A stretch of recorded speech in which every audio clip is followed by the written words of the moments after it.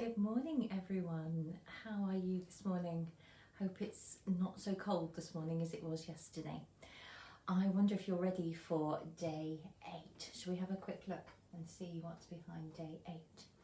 Now, you remember yesterday we left all the people wandering around in the desert area, and they were wandering for a very, very long time. Do you remember I said that they were wandering for 40 years, and they didn't need to. I think if they trusted God, God would have got them there much quicker.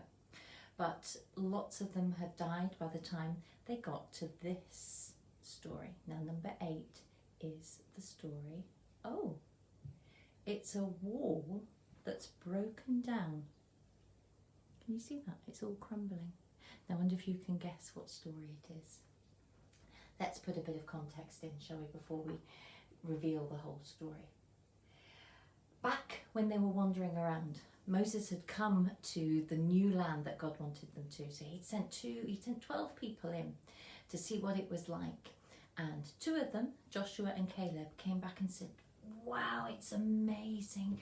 There's milk and honey and everything's growing beautiful. But the people are very big and very strong. But it doesn't matter, God's with us. And we know that that's what God wants for us. But the other 10 came back and they said, oh no, it's scary. No, we don't want to go in. And that's one of the reasons that it took 40 years. Now, many, many years passed. Moses died, and one of those spies, Joshua, became the new leader.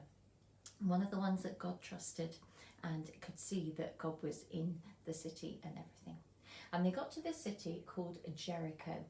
Now, Jericho was such a big city. It was what they called a fortified city. So everything was protected. The city was inside, and around the outside was a great big wall.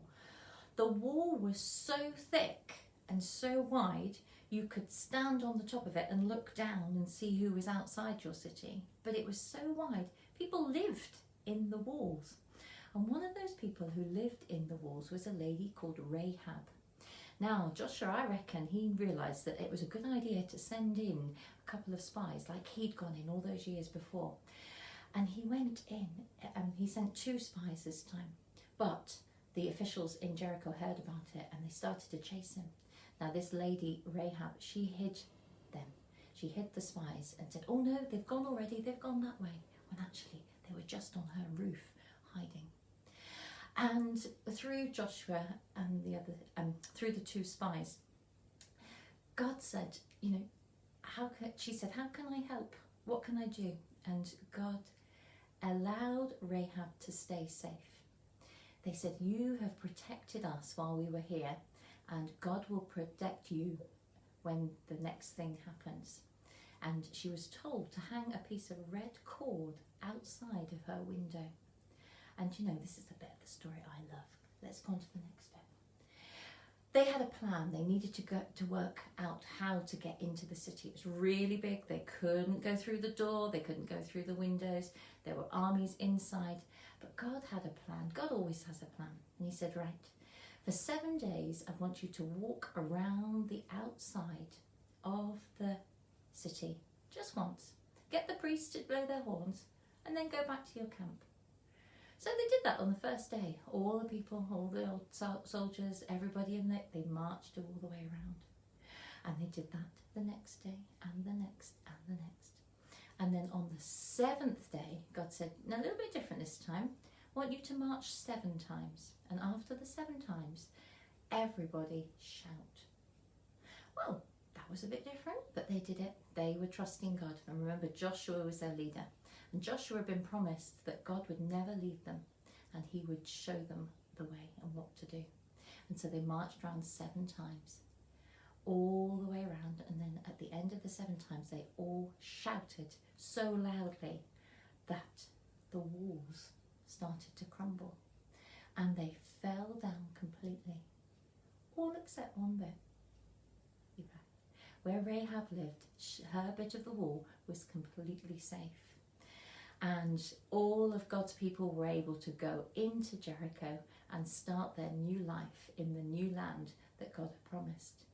But you know what I love about this bit of the story is that because Rahab, who lived in the wall, was saved, she got married to a man called Salmon. And Salmon was with 4 greats, the great, great, great, great, great grandson of Judah. Do you remember we talked about Judah back last week? Judah was one of Jacob's sons, and Judah had a son, and they had children, until we get to Rahab's husband.